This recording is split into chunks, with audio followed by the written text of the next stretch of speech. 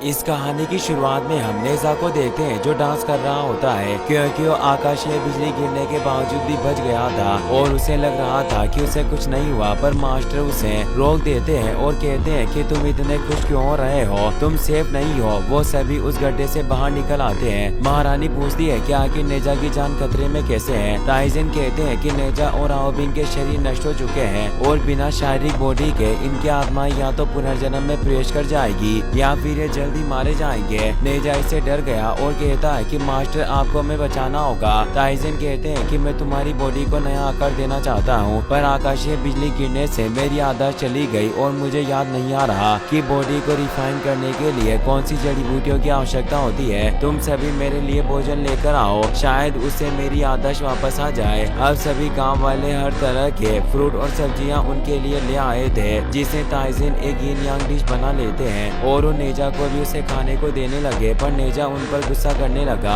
जिससे उनकी याददाश्त वापस आ जाती है। और अब सभी गांव वाले ताइजन के बताए अनुसार लोटस से एक आइजेनी कमल जल तैयार कर रहे थे। नेजा को कुछ गड़बड़ लगी क्योंकि लोग गंदी चीजें उसमें मिला रहे थे। कमल जल में ताइजन उन दोनों की सोल को भेज देते हैं। पिंग अपने तराशने की कला का इस्तेमाल करके उन दोनों की बॉडी को पहले की तरह शेप दे देता है, पर उनकी बॉडी अभी सख्त नहीं हुई थी, जिससे वो ठीक से मूव नहीं कर पा रहे होते। नेजा अपनी बॉडी से बाहर आ जाता है और कहता है कि आपने हमें पुराना रूप क्यों दिया, आपको मुझे एक नया रूप देना चाहिए था जिससे मैं और भी शानदार लगूं। महाराज और महारानी को भी ऐसा ही लगता है। पिंग नेजा के अनुसार उसकी फिजिकल बॉडी में बदलाव करता है, पर महाराजा और महारानी चाहते थे कि नेजा हैंडसम, मजबूत और महान हो। पर पिंग ने अपने हथियार छोड़ दिए क्योंकि वो ऐसी बॉडी नहीं बना सकता। नेजा अब खुद अपनी बॉडी बनाने लग जाता है, पर वो बिल्कुल कार्टून की तरह लग रहा था, इसीलिए पिछला रूप भी फाइनल करते हैं। ताइजन नेजा का अग्नि से अभिषेक करते हैं और आओबिंग का जल तत्वों से अभिषेक करके रिफाइन करने लगे। तभी एक सैनिक आकर बताता है कि समुद्र पर कोई शत्रु दिखाई दिया, शायद हो सकता है कि वो शेंगोंग बाओ हो।